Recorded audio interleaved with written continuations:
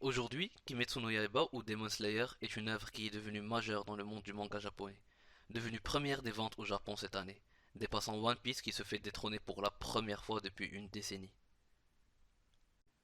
L'une de ses plus belles facettes est qu'elle réussit parfaitement à nous transmettre certaines valeurs comme celles dont on va discuter aujourd'hui. La discipline. Ceci est bien apparent sur cette scène. Le vieux maître de Zenitsu, voyant que son disciple est fatigué par l'entraînement intensif et son niveau qui n'évolue pas, notamment à cause d'un manque de confiance en soi, lui dit ceci. Tu sais comment on forge une lame? On la frappe, encore et encore, pour enlever toutes les impuretés, le superflu, et ainsi purifier l'acier. Persévère, n'abandonne pas, et aie confiance en toi. Le développement personnel est dans bien des façons. Enlever les impuretés, les choses qui ne sont pas bien dans notre vie, les habitudes, connaissances ou actions que l'on mène pour garder seulement le plus important, le plus pur, comme le fer. Mais pour cela, il faut battre le fer, faire plus d'efforts dans la vie et se concentrer sur le plus important. Quand on essaye de faire beaucoup de choses à la fois, on commence à se perdre. Celui qui fait une ou deux choses à la fois pourra bien réussir et exceller dans au moins l'une de ces deux choses, si ce n'est les deux. Et souvent, c'est bien suffisant pour une vie. Pour moi, c'est le business et l'art. Cela ne veut pas dire que vous n'allez apprendre que ces choses-là. Vous devez d'abord expérimenter ce qui vous tient le plus à cœur, ou ce dont vous vous sentez capable en ce moment.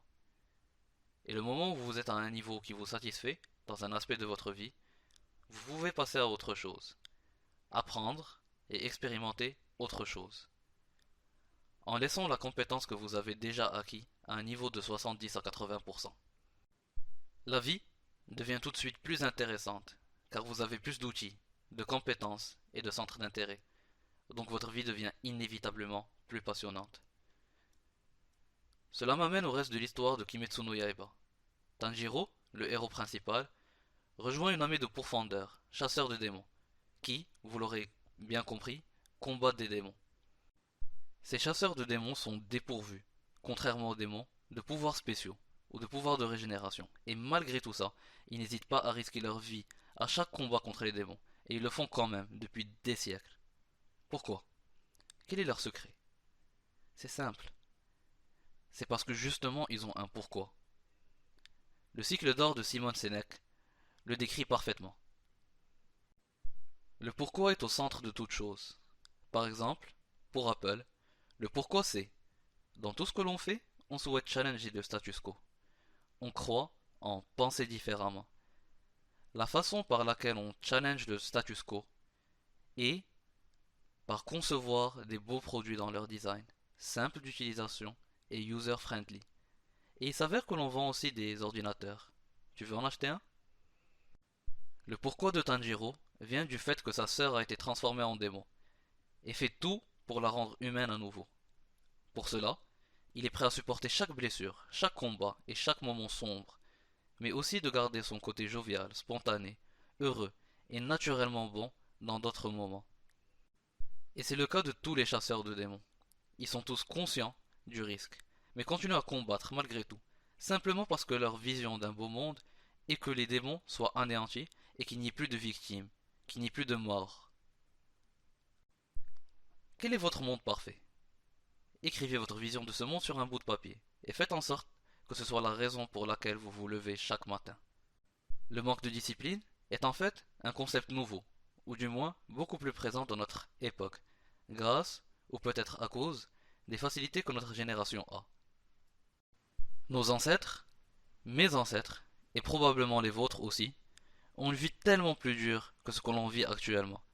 Mais eux ont continué à persévérer chaque jour, car ils devaient être responsables, pour ramener de l'argent à leur famille, et ne pas ressentir la faim. Ils devaient le faire, et vous aussi vous devez vous créer votre monde idéal, ou tout du moins optimal. Personne ne le veut pour vous plus que vous-même. Vous devez faire des sacrifices pour votre vision, éliminer le superflu, les impuretés. Et ce sera sûrement dur, surtout au début, comme pour le fait de devoir faire continuellement des efforts chaque jour, le manque de chance, la séparation avec des personnes qui vous sont néfastes, les échecs en business, ou autres. Mais tant que vous avez votre vision, vous avez fait 33% du travail.